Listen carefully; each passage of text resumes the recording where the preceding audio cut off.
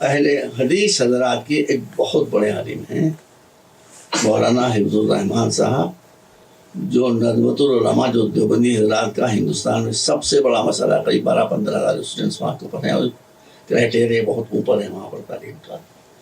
وہاں پر عربی ڈپارٹمنٹ کے جو ہیڈ ہیں وہ بیچارے مجھ سے محبت کرتے تھے کہ پھر بتا رہا ہوں کہ ایک دیوبندی مجھ سے محبت کرتا ہے. محبت کی باتیں کیجیے گا تو سب محبت کریں گے. صلی اللہ علیہ محمد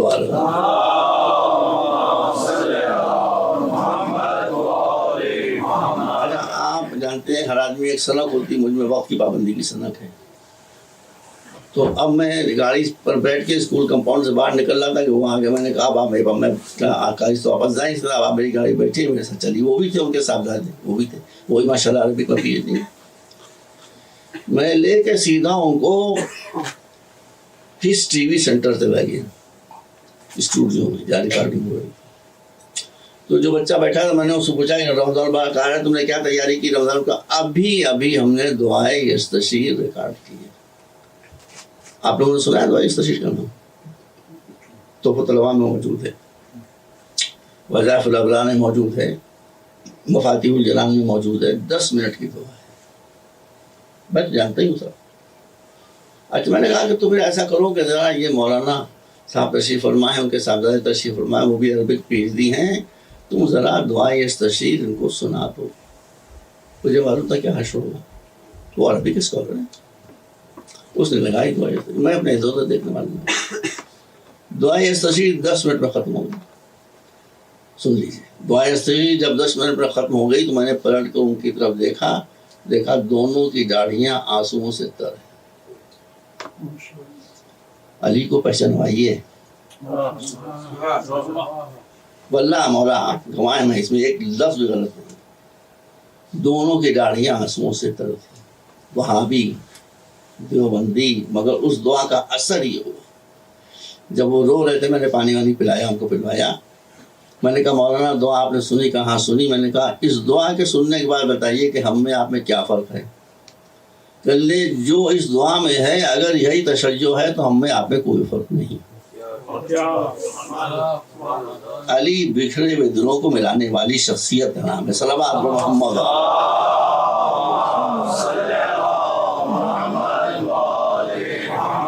جب غیروں پر یہ اثر ہوا مولا کی دعا کا، آپ تو ان کے چاہنے والے ہیں، آپ تو ان کے دیوانے ہیں.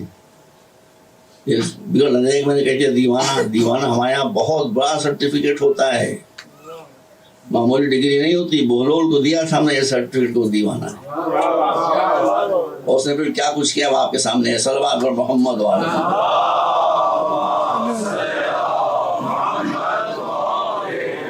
دیوانے ہو جائیے، اس میں بھی فائدہ.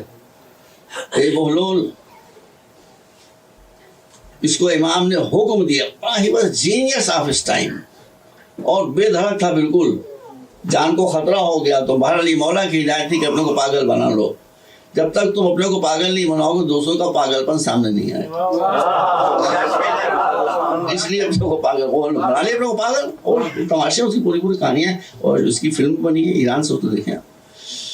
ابھی اس کا بھی واقعہ سن لیجیے. یہ بولون ہارون کے زمانے، Haroon was an emperor. He was not only a king, he was an emperor. شہنشاہ تھا، بہت بڑا اس کا رغبت حکومت تھا. یہ دربار میں جو آیا تو تخت حکومت خالی تھا. ہارون ابھی دربار میں آیا نہیں تھے، درباری سب بیٹھے ہوئے تھے. یہ جوتیاں دیے ہوئے سیدھا بادشاہ کے تخت پر جا کر دھم سے بیٹھ گیا. سپاہی آ گئے، انہوں نے مارنا شروع کیا. مارنے کے بعد گھسیٹ کے اتار کے زمین پر کھڑا کر دیا. اتنی دیر میں ہارون آ گیا. اس نے رونا شروع کیا، چیخ کے بھوں رو رہا. ہارون نے پوچھا کیا ہوا؟ آپ نے درباریوں سے سپاہیوں پوچھا. ہاں حضور یہ آپ کے تخت پہ جا کے بیٹھ گیا تھا، اتنی بڑی گستاخی کی تھی اس لیے ہم مار کے اس کو اتار لیا. تو یہ اتنا کیوں رو رہا ہے؟ 2-4 چاٹے تو لگائے ہوں گے، اتنا کیوں رو رہا ہے؟ پوچھا اتنا تم کیوں رو رہے؟ کہا حضور میں اپنے اوپر نہیں رو رہا ہوں، آپ پر رو رہا ہوں. شہنشاہ نے کہا، ایمپرر سے، میں اپنے اوپر نہیں رو رہا ہوں، آپ کا مجھ پر کیا؟ کہا حضور اس تخت پر میں 2 منٹ کے لیے بیٹھا تو اتنی پٹائی ہو گئی، اور آپ کب سے بیٹھے ہیں، آپ کی کتنی پٹائی ہوگی، اس پر میں رو رہا ہوں. سب محمد والا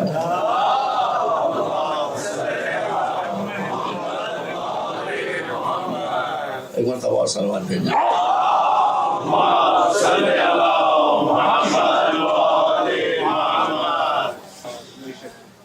دیکھیے بدر کی جنگ کافروں اور مسلمانوں کے بیچ میں ہوئی تھی، کافروں اور مسلمانوں کے بیچ میں ہوئی تھی. احد کی جنگ مشرکوں اور مسلمانوں کے بیچ میں ہوئی تھی. خیبر کا معرکہ یہودیوں اور مسلمانوں کے بیچ میں ہوا تھا. اور کر رہے میں کیا کہہ رہا ہوں، ہر جنگ مسلمانوں میں اور دوسرے لوگوں میں ہوئی، مشرکوں میں مسلمانوں میں ہوئی، کافروں میں مسلمانوں میں ہوئی، یہودیوں میں مسلمانوں میں ہوئی. ایک جنگ وہ تھی کہ جو کافروں اور مسلمانوں میں نہیں ہوئی، کفر کی طرف سے کفر کے سپاہی نہیں آئے تھے، کفر کا نظریہ آیا، روحانیت آئی تھی. جب روحانیت آئی تھی تو پھر حضور سب کو لے کے نہیں گئے، ان کو لے کر گئے کہ ان کی روحانیت. دیکھیے یہ اللہ کا انتظام ہے. مسلمانوں میں بہت اختلافات ہیں، کچھ باتیں ایسی ہیں جس میں کوئی اختلاف اللہ نے پیدا نہیں ہونے دیا، اتمام حجت کے لیے اللہ نے پیدا نہیں ہونے دیا. اس میں یہ واقعہ بھی ہے، مباہرے کا واقعہ. میں آپ سے عرض کر دوں، میں جو پورشن پڑھوں گا ابھی اس میں، لیزلی ہیزلٹن، یہ بہت سی لکھنے والی جوئش ہے یہ، لیکن شی از اے گریٹ اسکالر. اس نے کتاب لکھی تھی، وہ بھی میں نے لے لی امریکہ سے، وہ بھی بہت اچھی کتاب ہے، آفٹر دا پروفٹ. ضرور پڑھیے، شی از اے نیوٹرل پرسن، ضرور پڑھیے. یہ دوسری کتاب بھی اس نے لکھی ہے، the first Muslim Muhammad, the first مسلم محمد. اب آپ کہیں گے یہ کیسے فرسٹ مسلم؟ نہیں، صحیح لکھا اس نے. آپ کہیں گے فرسٹ مسلم تو مولا علی تھے.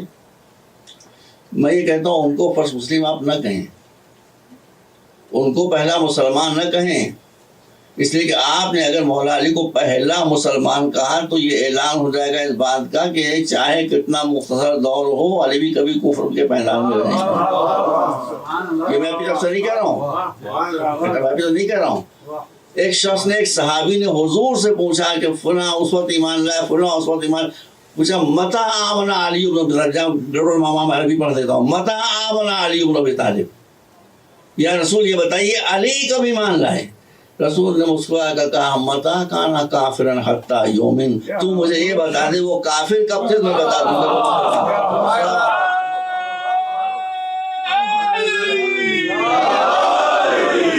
آپ اسی نعرے حاضری کا میں انتظار کر رہا ہوں.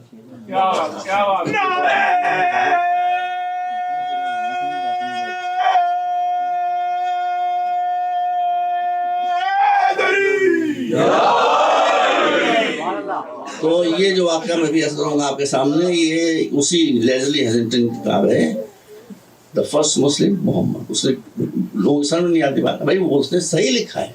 اس لیے قرآن مجید میں ہے کہ قل ان صلاتی و نسکی و محیای و مماتی للہ رب العالمین لا شریک لہ وبذلک امرت وانا اول المسلمین. رسول کی زبان میں کہہ رہا ہے. یہاں اول المسلمین کا مطلب ہے کہ میں پہلے نمبر میں مسلمان ہوں. یہ ایسا ہے کہ بس سب سے پہلے میں مسلمان ہوں، باقی کچھ اور ان مانوں گا. صلوات بر محمد و آلہ وسلم.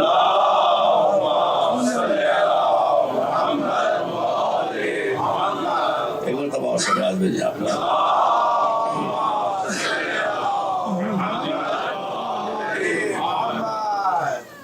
تو پہلے میں یہ بتا دوں سے کیا لکھا ہے اور پھر کچھ اور باتیں. وہ لکھتی ہے، میں نے خود پڑھا ہے، پیج 137 ہے غالباً، وہ کتاب میرے پاس موجود ہے، پڑھنے کے لائق کتاب ہے. آپ لے کے اس سے پڑھیں، بہت سی کتاب ہے. ظاہر ہے کہ وہ جو ہے تو اس نے کچھ تو باتیں ایسی لکھی ہیں کہ جس کو ہم نہیں تسلیم کریں گے، لیکن جو کچھ لکھا ہے اس نے وہ بھی بہت اچھا لکھا ہے.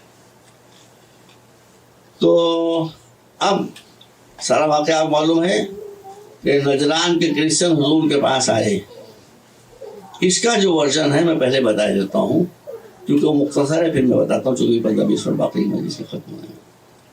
یہ کہتی ہے کہ جب وہ پریسٹ نجران کے آئے رسول کے پاس، ہماری تاریخ کا ورژن یہ ہے کہ پیس ہو گئی تھی، معاہدہ ہو گیا تھا، پیس ٹریٹ ہو گئی. وہ یہ کہتی ہے کہ وہ سب مسلمان ہو گئے تھے. میرے کتاب میں لکھا ہوں مسلمان ہو کر واپس ہو گئے تھے. کیوں مسلمان ہو گئے تھے؟ وہ میں نے کہیں اور نہیں دیکھا، بھائی آپ میں سے کسی نے دیکھا ممکن ہے کہ میں نہیں دیکھا.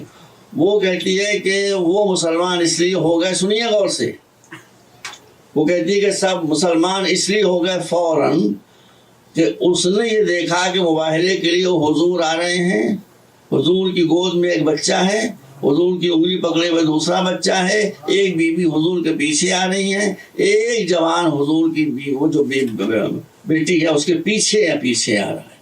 کہتا ہے کہ ان پانچوں صورتوں پر نظر پڑنے کے بعد ان کو فوراً بائبل کی فلاں آیت یاد آ گئی جس میں لکھا ہوا ہے کہ جب آدم پیدا ہوئے اور پیدا ہونے کے بعد نظر اٹھا کر انہوں نے آسمان کو دیکھا تو ان کو 5 نورانی تصویریں دکھائی دیں۔